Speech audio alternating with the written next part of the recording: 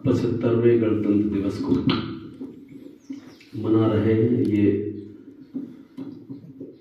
हमारे सबके लिए बहुत बड़े गौरव और सम्मान का दिन है, जिसे आज हमारा देश बहुत बड़े जश्न के साथ मना रहा है। हर गांव की गलियां, कूचे, दिल्ली का वो ग्राउंड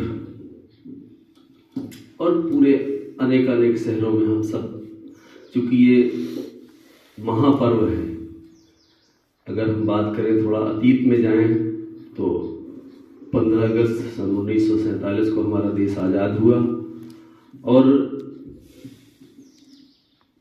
जब देश आज़ाद हुआ तो इस देश को चलाने के लिए एक सिस्टम की आवश्यकता थी, एक नियम, एक कानून, जिस कानून के रास्ते पर चलकर हमारा देश चल सके, ऐसे एक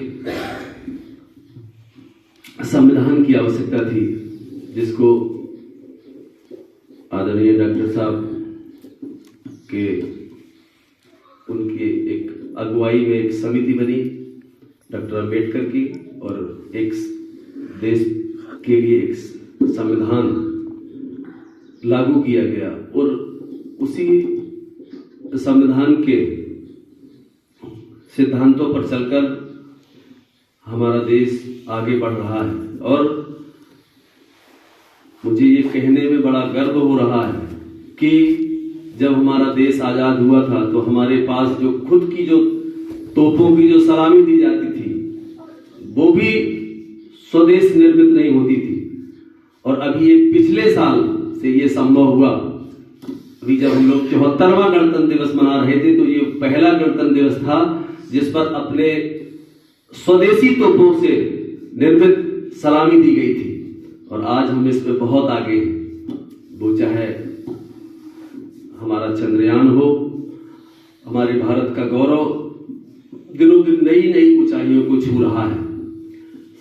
इस सब के पीछे उन तमाम रणबांकुरों को भी याद कर रहे हैं जिन्होंने इस देश की आजादी में अपने को निछावर कर दिया, अपना सर्वस्व इस मातृभूमि के लिए त्याग दिया। उस समर्पण को, उस भाव को हम सब आज याद करने का दिन है, और याद ही नहीं करने का दिन है, अपितु छोटे छोटे संकल्प लेने का भी दिन है कि ये आज़ादी जिन रणबांकुरों की शहादत से हम सबको मिली है, वो शहादत बेकार न जाए, और हम सब दिनों दिन नई ऊंचाइयों को छुएं। शायद मुझे लगता है कि ये उन रणबांकुरों की शहादत के लिए एक छोटी सी हमारी श्रद्धांजलि भी होगी, अगर हम संकल्पित होते हैं अपने राष्ट्र के लिए।